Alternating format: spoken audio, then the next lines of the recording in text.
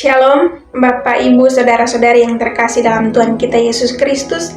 Sebelum kita mendengarkan kebenaran firman Tuhan, mari kita satu hati dalam doa kita berdoa. Terima kasih ya Tuhan, kami akan membaca dan merenungkan kebenaran firman-Mu. Tuhan berkati agar semuanya berjalan sesuai dengan kehendak-Mu. Terima kasih ya Tuhan, haleluya, amin. Jadi shalom, Bapak, Ibu, Saudara-saudari yang terkasih dalam Tuhan kita Yesus Kristus. Dalam kehidupan kita setiap hari, kita tidak terlepas dari yang namanya masalah yang membuat hati kita terasa berat.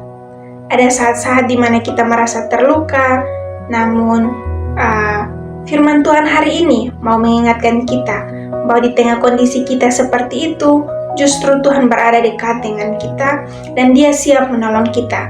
Melalui renungan kita hari ini, kita akan diingatkan bahwa Allah selalu hadir untuk memulihkan hati anak-anaknya yang hancur.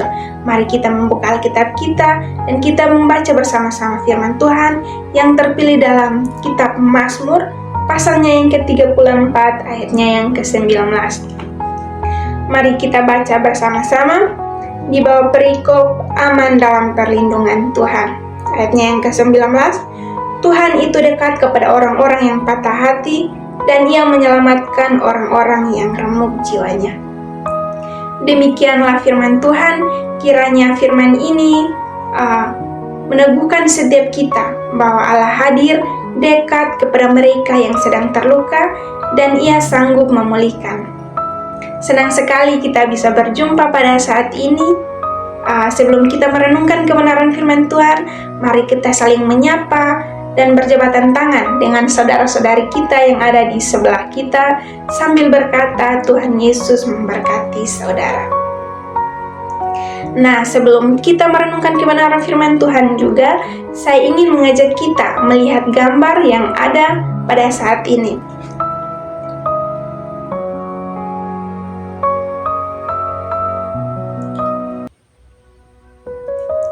Gambar ini menunjukkan Tuhan sedang memeluk anaknya yang mengalami kelelahan batin, kecemasan, dan juga pergumulan pikiran. Gambar ini mengingatkan kita bahwa Tuhan tidak jauh dari orang-orang yang rapuh. Hari ini kita membaca Mazmur 34 ayatnya yang ke-19. Tuhan itu dekat kepada orang-orang yang patah hati dan Ia menyelamatkan orang-orang yang remuk jiwanya. Ayat ini tidak hanya berbicara tentang kesedihan biasa, saudara-saudari sekalian. Di dalamnya ada gambaran tentang seseorang yang batinnya tertekan, yang pikirannya lelah dan emosinya penuh dengan pertarungan. Mari kita melihat konteks pada masa itu pada saat penulisan firman ini, di mana firman ini ditulis oleh Raja Daud. Pada saat itu Daud berpura-pura tidak waras di hadapan Raja Abimelek, Raja Filistin, sehingga ia diusir dan ia lolos dari bahaya.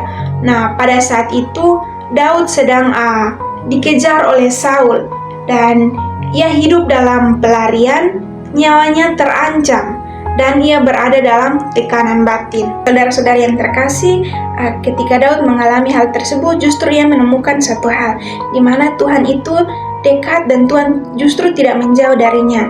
Nah, mari kita belajar dari Daud, karena banyak orang hari ini mengalami hal-hal yang seperti yang dialami Daud. Namun, itu bukan tanda kegagalan, tapi justru itu adalah pengalaman nyata manusia yang sedang terluka. Firman Tuhan hari ini bukan untuk menghakimi saudara-saudara kita yang mengalami hal-hal tersebut dan memberi label kepada mereka, tapi firman Tuhan hari ini mau membisikkan satu kata lembut bahwa Tuhan itu dekat dengan kita. Kata dekat berarti Tuhan tidak hanya melihat kita dari jauh, tapi Tuhan hadir di tengah proses hidup kita. Nah, mari kita membayangkan kita seperti kapal yang sedang terombang-ambing di tengah lautan yang ganas. Badai itu adalah kecemasan, depresi, dan ketakutan. Kapal kita terombang-ambing dan hampir tenggelam, tapi justru kita percaya bahwa Tuhan adalah nahkoda yang tak akan pernah meninggalkan kita.